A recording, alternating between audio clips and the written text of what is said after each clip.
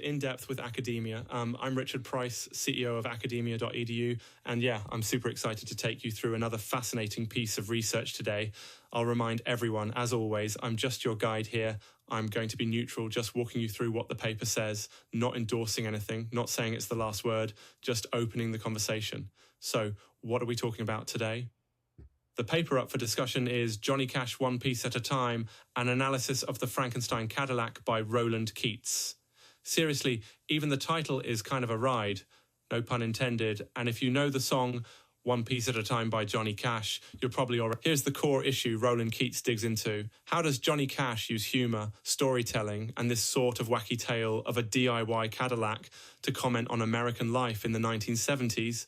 Why would a song about smuggling car parts home from a factory become a sharp take on class, consumerism, and the American dream? And here's a fun twist.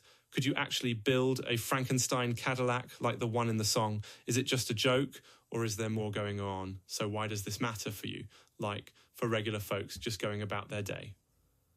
Well, Keates argues that One Piece at a Time isn't just a funny story. It's holding up a mirror to its time, pointing out what people wanted, what frustrated them, why they laughed about the American dream even as it was kind of slipping away.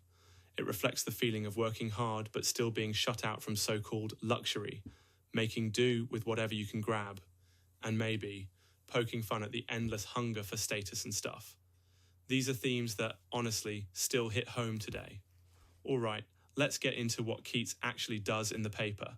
He starts with a close reading of the song, so literally, line by line, seeing how the lyrics carry jokes and irony and commentary about social class. For example, the worker in the song builds Cadillacs but can't afford one, so the creative solution is smuggle parts out over decades and build his own. It's absurd, it's deadpan, but it underlines this gap between what people make and what they can actually have.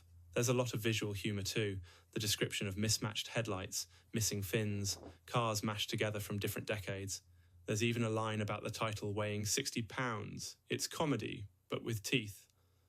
Keates puts all this against the history of the 1970s.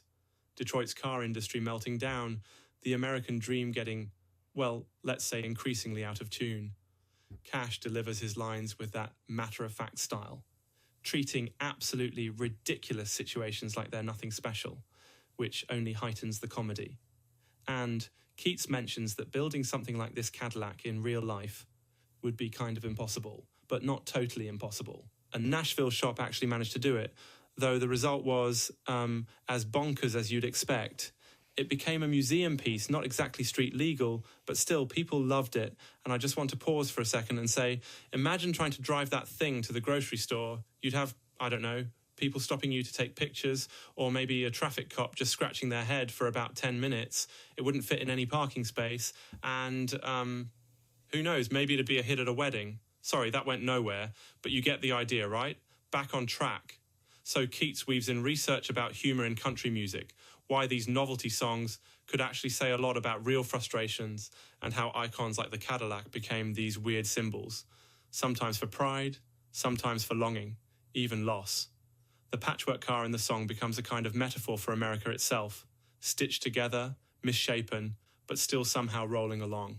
Most importantly, the paper reminds us listeners, people like you and me, that academic research doesn't hand you an absolute truth. It invites you to think, to look at old things in new ways, to laugh, but also reflect.